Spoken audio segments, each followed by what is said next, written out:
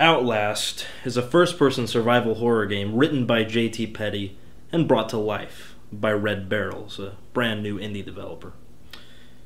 And yeah, it's scary.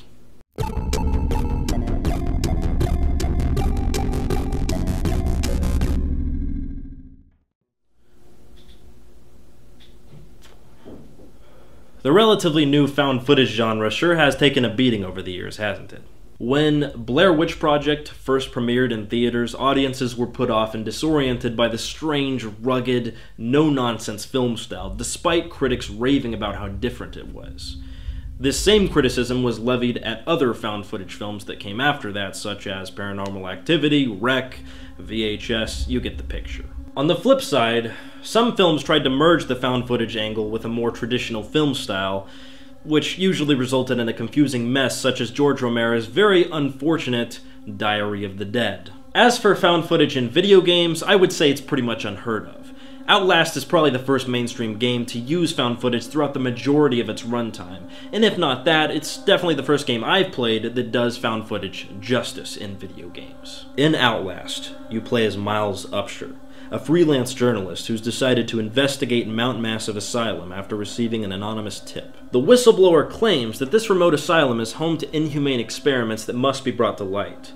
Your mission is to infiltrate, film everything, and escape with evidence.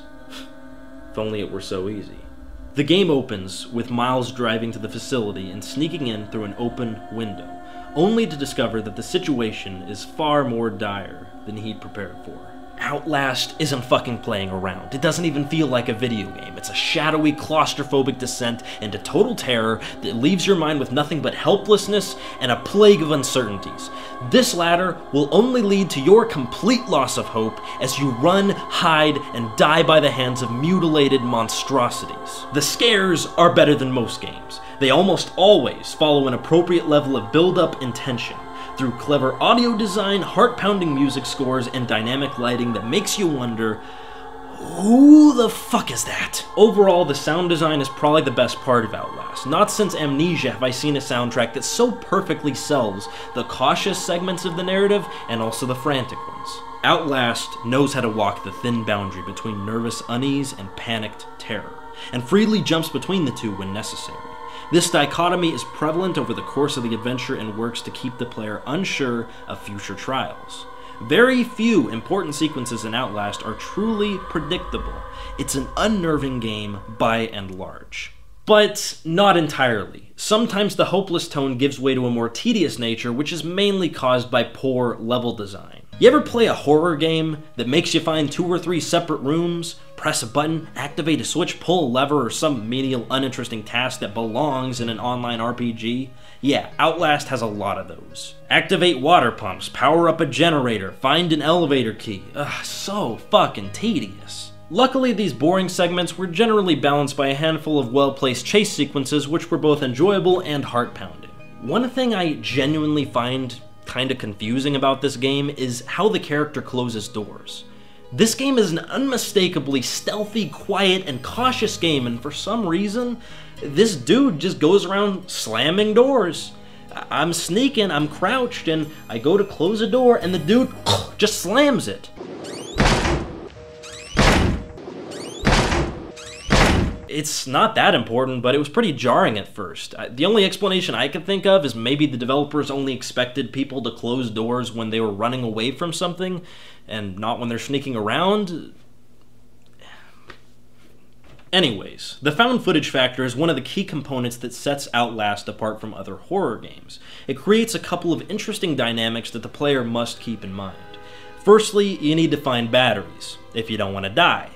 Secondly, you have to use the night vision on your camera to navigate the darkness. Night vision drains your camera's battery, so use it sparingly.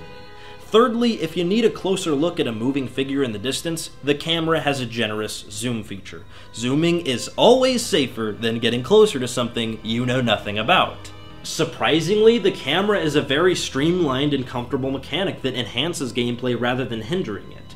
I find it much more manageable than having to keep the fucking lantern lit in Amnesia. which, in my opinion, isn't at all a bad thing. Some people have this ridiculous idea that clunky mechanics serve to improve the horror tone of a game by making you feel less empowered. Yeah, Silent Hill games were clunky, but that's not what made them scary. It's entirely possible to build a game that isn't annoying to navigate and is terrifying. Outlast is proof of that. Outlast is also player-friendly when it comes to the settings menu. In addition to a decent number of graphical options, you can change things like motion blur, the crosshair, and yes, you can turn off tutorials. Some of you horror buffs might have noticed some striking similarities between Outlast and one of my personal favorite found footage movies, Grave Encounters. Grave Encounters is also set in an insane asylum, predominantly uses night vision shots, and yeah, it has some similar scares to Outlast. Outlast clearly drew some inspiration from a lot of modern horror films, and I think moviegoers can probably appreciate that when they get down and play the game. And Outlast may work nicely with film elements, but it has more than a handful of gameplay issues. Along with the previously mentioned level design problems, the AI has broken my immersion on more than one occasion. They'll watch me go into a room, then follow me into that room, and not bother to check under the bed, which happens to be the only fucking hiding place in that room on many occasions. Then again, I was playing the game on a lower difficulty setting, so maybe if you up the ante a bit, the AI will become more intelligent. Just be careful because this game is fucking difficult. I got stuck more than a couple of times over the course of the campaign, which turned the horror feel into raw frustration. Some segments are pretty much impossible to survive without a little trial and error, or at least a fuck ton of luck. What makes those rare occasions even more frustrating is the fact that this is a patient and cautious game. That means sometimes I have to hide behind a barrel for 30 seconds, wait for an enemy to pass, and then go do my thing and hope to the merciful gods that I don't die again and have to do it all over. But again, these annoyances are not the staple in Outlast. For the most part, you're getting a thrilling, grainy, unsettling, and hopeless package filled to the brim with grim. Outlast is a solid 4 out of 5. It's easily one of the freshest games to come from the indie sector lately, which is saying a lot. If you're a fan of thrilling tales and cautious stealth, check this one out immediately. I'm the Investigamer, and until next time, never trust the crowd, only the investigation.